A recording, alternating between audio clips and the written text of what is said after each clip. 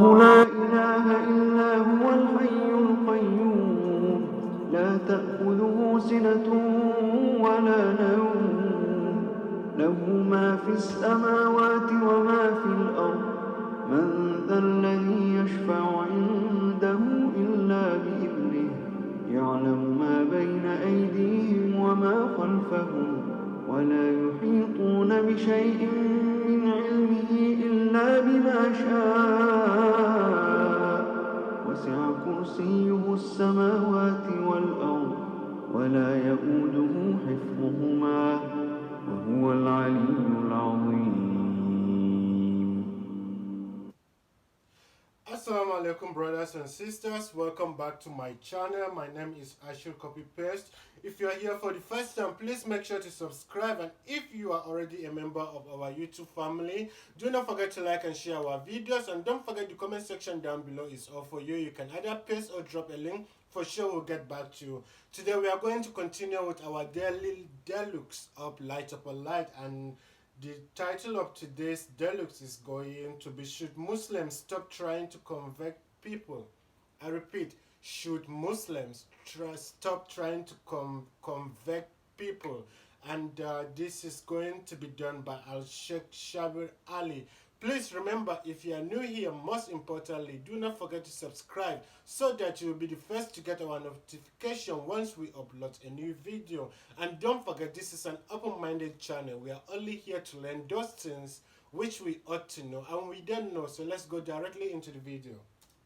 When Canadians think about preaching or telling people about a different religion or converting them, they often think about the church and how it has forced Indigenous people to become Christian. And then the other example is people going to Africa or parts of Africa and converting people there. So, what are your thoughts on how to, spread the message of Islam in a way that's, culturally sensitive to the way people think about religion? Yeah, so as a background to that, we should explain that the Islamic view is slightly different in that the imperative to spread the message is not as great as it may be found in another religion. So I find it's pretty strong. Well, yes and no. Let me explain that. So in the Islamic view, the people are already privy to some divine revelation, whether it be in the Bible or in some other sacred revelation that we may or may not know about. But the Quranic view is very broad in this respect, in stating that God has sent prophets and messengers to all people.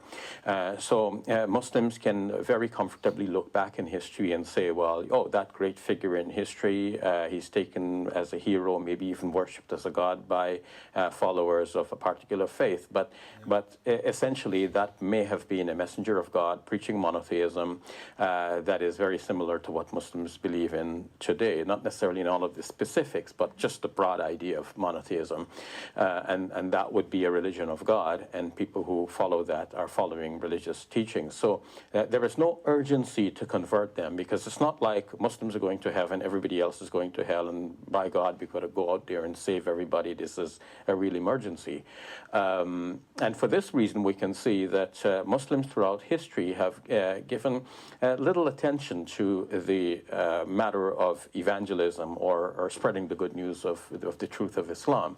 They have basically laid back and thought that, well, once you're a Muslim, you have all these things to do. But if other people are out there, they may be saved as they are, following their religions and following their good conscience as they are.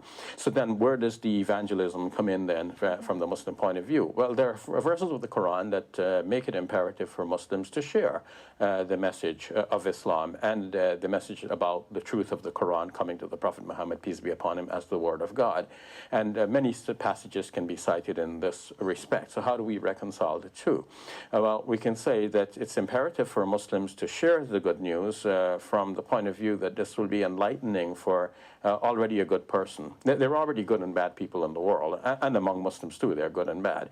But if there's a good person out there, a person who is seeking God, seeking the truth, then they may find that the Islamic revelation is more enlightening. It is easier to understand, simple. For example, when we talk about one God, the message is very simple. and many components of the Islamic faith will be seen to be very rational, quite coherent as a system of faith, and then the practices are very reasonable in that on the one hand there are imperatives, but on the other hand there is a lot of flexibility in the faith. There are prohibitions, but again the flexibilities come in case those prohibitions should prove to be too impractical to abide by in certain situations. So in the end, those people who are already out there, already basically saved because they're good people seeking the best of what's available to them in their given circumstance, those good people will come now to a higher level of understanding and in a closer relationship with the one God that they were already worshippers of. I mean, when Canadians think of people going out and preaching or trying to convert people, we often think about Jehovah's Witnesses, for example, going door to door, or, for example, somebody on a street corner shouting loudly, you know. So those sorts of means of conveying the message of religion are not the best. What would you suggest? I would say, first of all, that we can appreciate the sincerity of such persons, and we understand the logic. If once they are convinced that what they have is the truth, and that it's necessary for people to believe in that truth, otherwise they will be doomed forever, then it is, you know, imperative for them in their own minds to go, and out of their own goodness they want to share whatever they understand with the rest of the people. If so, somebody standing with a street corner holding up a sign saying the world is going to end soon, if that's their sincere belief, well, yeah, they've got to warn everybody else. That's out of the goodness of their own soul, though we may think that such a person is misguided. Well, of course, they've been holding up signs saying the world was going to end, and the world didn't end when they thought that it was going to end.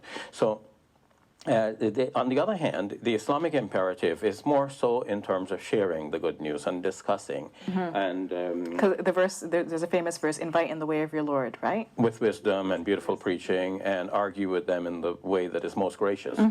Which is very beautifully put, because yeah. it suggests that there's some sort of discussion and dialogue that goes on. True, and this allows for Muslims then to take this matter in a moderate fashion and to engage with non-Muslims, sharing their message in a subtle way, without offending anyone, and in a way that it gives medicine in measured doses, rather than, you know, here it is all down your throat all at once, like it or not. And of course, most people will not like it. It will have a negative effect, and the results that you desire will not be achieved. Rather, the opposite. People will be driven farther away from the religion.